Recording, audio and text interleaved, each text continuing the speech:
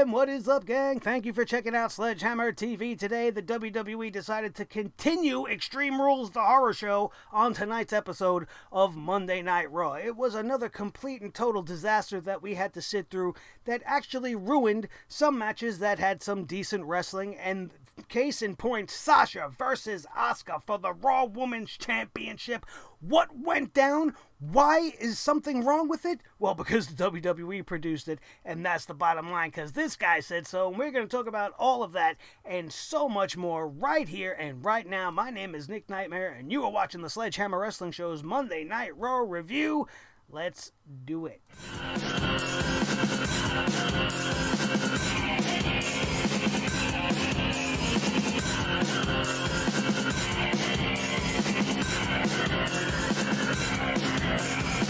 Sledgehammer Wrestling Show.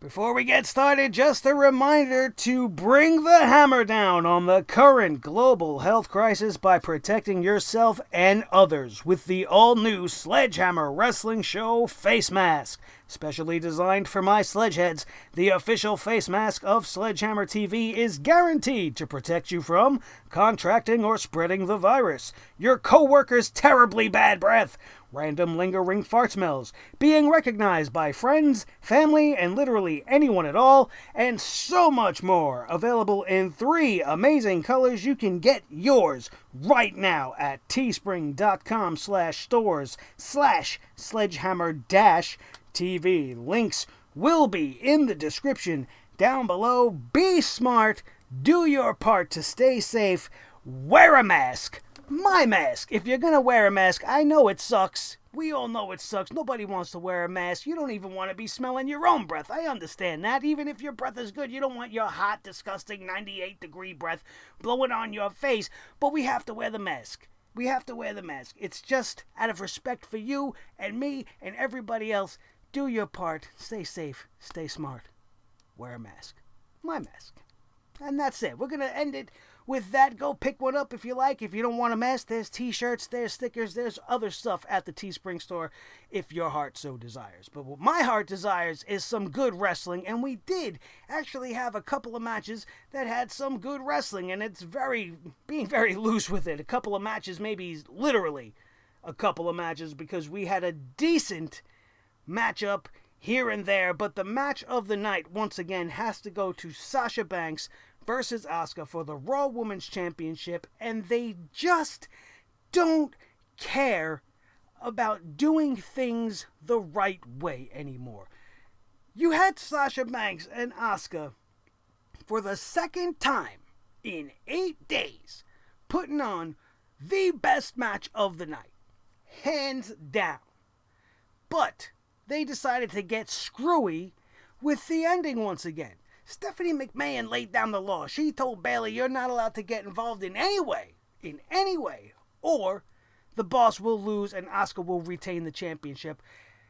But even though Bayley got involved inadvertently, we still had a change of the championship. We had Asuka decide that her friendship with Kairi Sane is more important than the Raw Women's Championship, which I guess you could look at that and say, well, that's a decent reason for Asuka to go and... But we're talking about Kairi Sane. Kairi Sane, one of the best women's wrestlers in the world. You wouldn't know that if you've only been exposed to her on the WWE main roster, but this is a woman that can go. She can fight. She can handle herself, but apparently Bayley is just a little bit too much, and now they wrote Kairi Sane off TV because apparently Bayley has killed her. What? Asuka leaves a championship match, forfeits the title to save her friend who's leaving the company, and Sasha Banks wins a championship via countout after putting on a damn near 15, maybe 20-minute long classic woman's encounter. Classic wrestling encounter. Take the woman out of it. It was better than anything the guys were putting on all night long. And they show the women's division no respect. They have to continue to overbook and make these silly, ridiculous things that their story doesn't even make sense. It just doesn't even make sense to me. And I don't understand why they couldn't just give Sasha the nice, clean win. I don't mind Sasha Banks winning the championship. It's fine. I hate that Bayley Dose Straps is a thing, and she's going to be 2 belts Banks, and they're all biting off of Becky Lynch and the thing that she made a thing. And now we're going to just do that with everybody in the women's division, I guess. But at the end of the day, there was no reason why Asuka couldn't have lost that match cleanly. The way she performed in that match, she got herself over no matter what the ending of the match was going to be. So it was just ridiculous to me that they couldn't give this great match a great finish and just let somebody win without any bullshit, without any shenanigans, without any nonsense. So does this mean Stephanie McMahon is going to step in and say some shit? Oh no, well, Bayley, you still got involved, and they're going to try to extend this and bring this further out. The last thing we need right now is more involvement in the women's division from Stephanie McMahon. And Sasha and Bayley are cutting promos where they're throwing the lady boss under the bus. And they're saying Stephanie McMahon's a bully. And they're talking about how they own the WWE. They run the show around here. It's like opening the door for Stephanie McMahon to come stick her nose in where it don't belong. With SummerSlam coming up so quickly, the last thing we need is another speed bump in the women's division, the size and shape of Stephanie McMahon. I don't mind an authority figure coming in to clear shit up, but if she starts to get involved in more of a way than that, that is not what this needs. You need to stop being so extra with the women's division and just let the matches happen.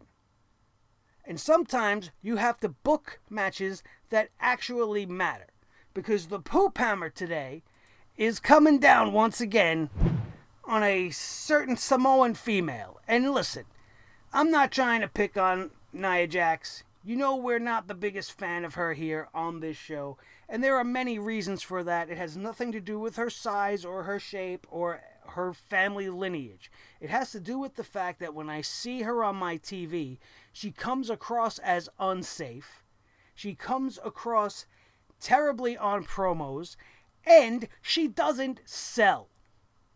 How can you be in the ring with Shayna Baszler and not sell one move? She sold more for Kairi Sane in her matches against her than she did for Shayna Baszler, who's supposed to be the baddest woman on the planet. Somebody that could easily dismantle Nia Jax, in my opinion, if she really wanted to. And I felt like Nia Jax knew that and kind of was standoffish here. And I don't know if maybe it was intended, and if this was the intent, then I guess fine, but it seemed to be like these girls were shooting on each other. Like Nia Jax was like, you ain't so bad, Miss MMA, you ain't gonna take me down.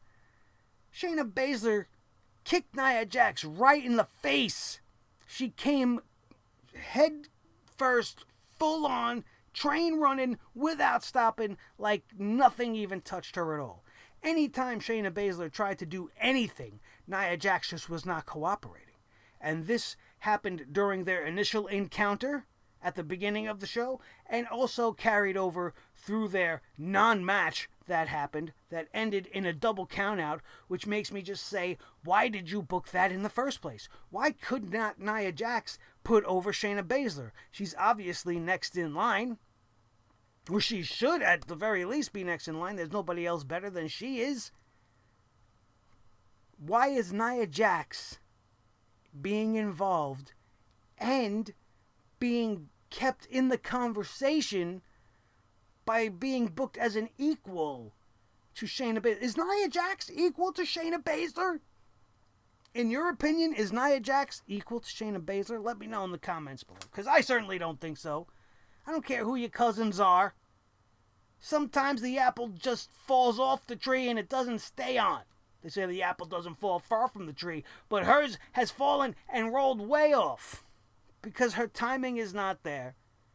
She doesn't really have great charisma, and her promos are just stale and boring and lifeless. And then they give her the spotlight and don't even make Shayna Baszler look good at all by the time it's all said and done. They made her look like a chump. And I don't know if that was by design. I don't see why it would be by design. I have a feeling that Nia's kind of going into business for herself here. And you could see it. You could kind of see it. It was very stiff. It was very sloppy. Both the brawl and the match. And none of it did anything for anyone. It was lazy booking on their parts. And it's as if they're scared to actually put anybody over anybody else. Which is why from week to week we keep getting people winning and losing at 50-50 booking capabilities. Just like we seen last week, the Hurt Business lost to Mustafa Ali, Ricochet, and Cedric. Now this week we got Bobby Lashley beating Mustafa Ali in his first singles match back since being called back to Monday Night Raw. They booked themselves into a corner here because you're booking Bobby Lashley in a way where you want him to be dominant, you want him to look strong. And now you have Mustafa coming in here who's making his debut again, pretty much. He needs to make a good first impression on people that are seeing him for the first time, and you're just feeding him to the wolves. He's coming off just like Humberto Carrillo, just like Aleister Black and everybody else. He has zero importance, and this guy should have a spotlight shined on him. He is eloquent. His promos are really well thought out, and the way he delivers them are fantastic. His in-ring capabilities are next level, but yet we're building MVP as the United States champion. And why are we protecting Bobby Lashley? Why is Bobby Lashley beating Mustafa Ali clean with the Master Lock? Mustafa Ali did not stand up to the Master Lock challenge by Bobby Lashley this week. He locked in the full Nelson out of nowhere. Mustafa Ali taps out. And the match itself between the two guys went long enough that it actually was a pretty good match. But no matter who wins here, somebody's going to go down. And in this scenario, Mustafa Ali has no value already. You brought him to Monday Night Raw to win a six-man tag last week, and now because you did that, you have to give Bobby Lashley and the Hurt Business their win back, and you do that at the expense of a Mustafa Ali who should be being built up as well. Typical WWE nonsense. There is just no logic behind it. You wonder why they're not making new stars, because you got guys like Ali already losing. And he's just going to look like all the other schmucks on Monday Night Raw. There's nothing special about him.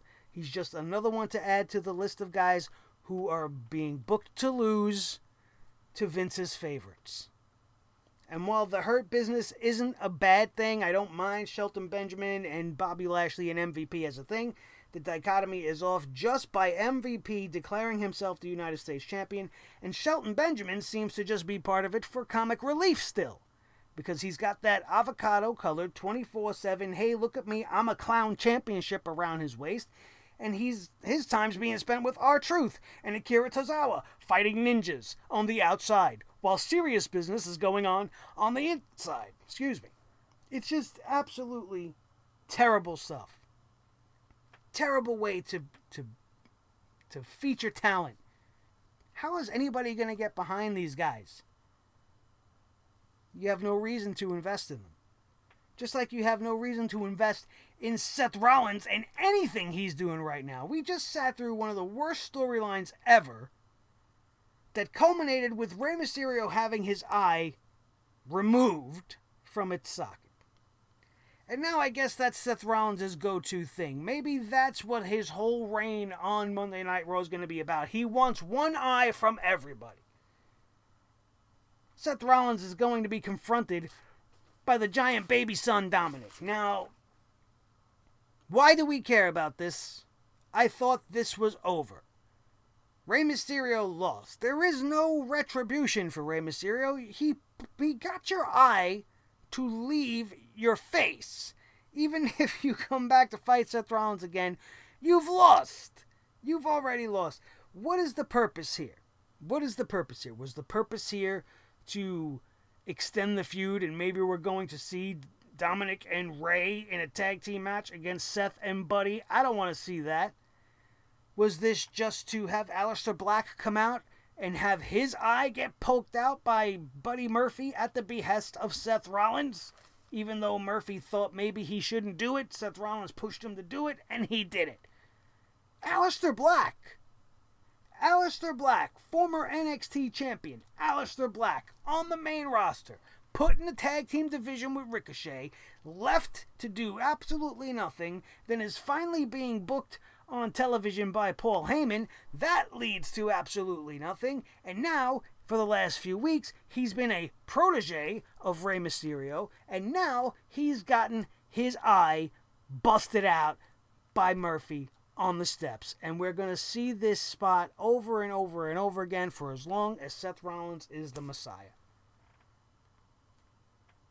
And here's my question. Where was Dr. Dimples Humberto Carrillo to save Aleister Black here? They showed on Monday Night Raw, they showed it tonight before Humberto's unnecessary match with Murphy, how he was bailed out by Aleister Black on a couple of occasions before Seth Rollins was able to inflict some damage on him. Meanwhile, he's in the back. He's got a match tonight. He's back there. Aleister Black gets accosted, he gets beat down, and Humberto's got nothing better. What was he, sitting in the back eating some fiesta food in the back? Are they having a party for him? Chowing down on some burritos and chimichangas? Too busy stuffing your face to get out there, or were you pushing in on your dimples? Were you brushing your teeth so you have that big, beautiful baby face smile that the heel can mash his fists into? Because you're not going to win. Absolutely useless was tonight's Monday Night Raw. Holy hell.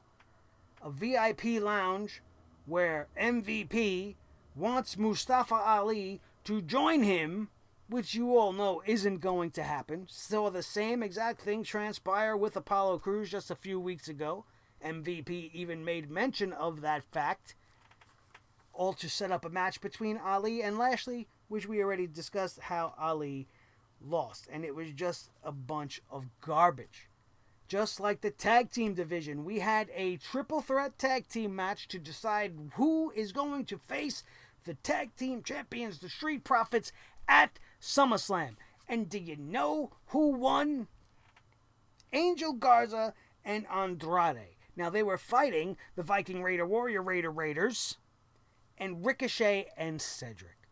3 teams, none of which deserve to even be sniffing a number 1 contender spot, all of which have done nothing but lose as far as tag team matches in the last couple of weeks, and coincidentally, they're the only 3 tag teams in the Raw tag team division outside of the champs. So what else did they do? Once again, backed into a corner. You got no teams. You got no teams that matter. The teams you do have, you've killed. So why am I supposed to care? Andrade and Angel Garza get another shot at the championships at SummerSlam. Who cares? Are they actually going to win? They're going to give them the titles after the Street Profits have had this long reign as Raw champions, the longest reigning Raw champions, which I still can't believe. It doesn't even feel like it's been that long. But it was awful. The match itself, again, not so bad. The triple threat tag match had some cool spots in it. But nobody in that match deserved to be there. All of those people that are in that match, when they face the Street Profits, are going to just be another repeat of something that we've seen, because we all knew Cedric and Ricochet weren't winning. So no matter what, it's just more of the same old, same old. We talked at the top of the show about the Raw Women's title. That was next. I don't want to see anything involving the boss, Stephanie McMahon, versus the boss, Sasha Banks, leading forward. But it looks like they've started to hint at some of that. This match, Sasha versus Asuka for the championship, was going great. Sasha even pulled the old Eddie Guerrero bait and switch to try to win this match. I would have preferred if she won it that way. And the referee got duped into thinking that Sasha was hit with the championship title by Asuka. But at the end of the day, we were promised finality to a controversial situation that happened at Extreme Rules, and this match ended in another controversial situation. So there is really no finality here, but we can say without question that Sasha is the new Raw Women's Champion. And we say goodbye to Kairi Sane. She was written off TV in one of the dumbest ways, cost her partner the championship on her way out, and on social media she put a couple of heartfelt goodbyes, if you've seen that on Twitter. Kairi Sane now officially done with the WWE, and she's going to be the happier for it no matter where she ends up at the end of the day. Murphy versus Carrillo. Murphy defeated Carrillo. Where was he during Black's thing? Who knows? He was in the back somewhere. This match was just random, completely random filler, unnecessary. The only thing we learned from watching this match is that Murphy has a better theme song than Seth Rollins, which Seth Rollins' song is just absolute garbage, and that Humberto Carrillo, Dr. Dimples himself, is still a perennial loser. One of the other things to point out on this show is the fact that we had 3 hours of television, and the only place that you could find for Bianca Belair and Ruby Riott is talking to Mark Henry in a 30-second inaudible backstage talking segment. We don't know what they were talking about. We don't know what kind of sage advice the World's Strongest Man was trying to give these two young ladies. All I know is that they would rather put Nia Jax on this show than Bianca Belair, and that is just not right. Not right at all. Ruby Riott's got some sort of a story going on this show. She's been fighting with the Iconics. She's teaming up now with Bianca Belair. She's been sending messages to Liv on Twitter and on social media. But we need to focus on Nia Jax, who we haven't seen since she killed Charlotte Flair. Awful. Just absolutely ridiculous. And for that point, what's with the little pep talks by the legends? Last week it was Ron Simmons talking to everybody in the back. This week it's Mark Henry. Why?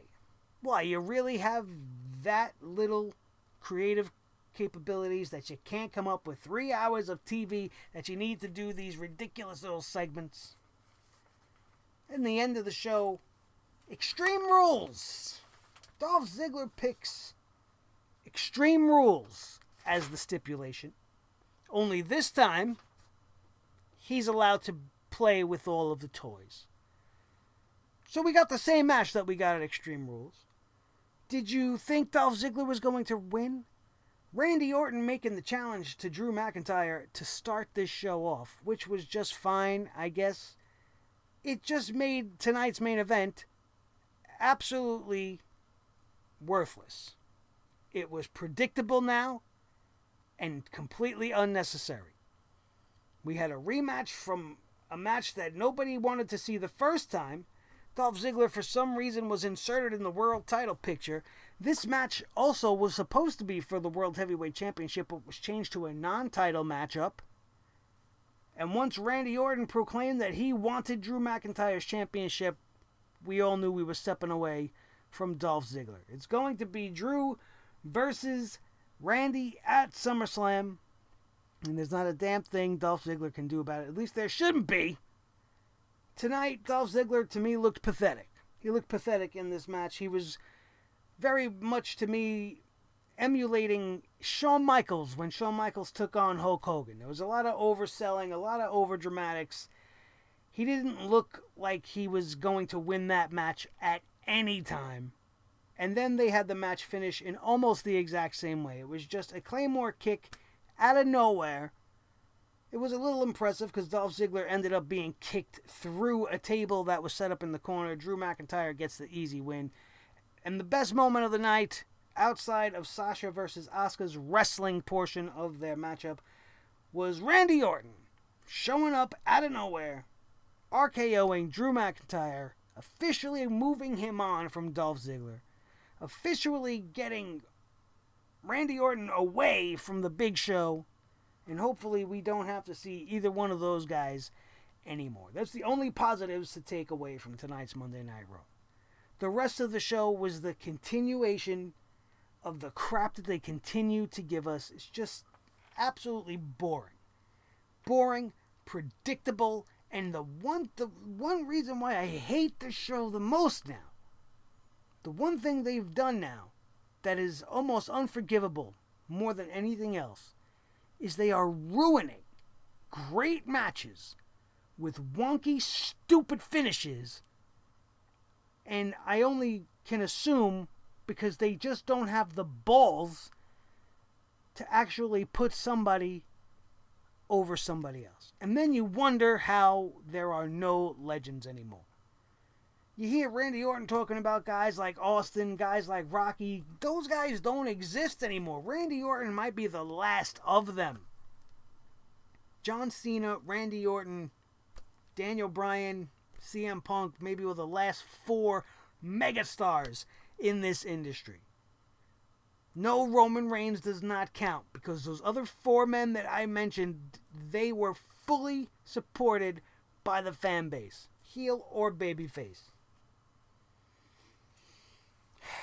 But they don't know how to make stars anymore. They don't know how to do it.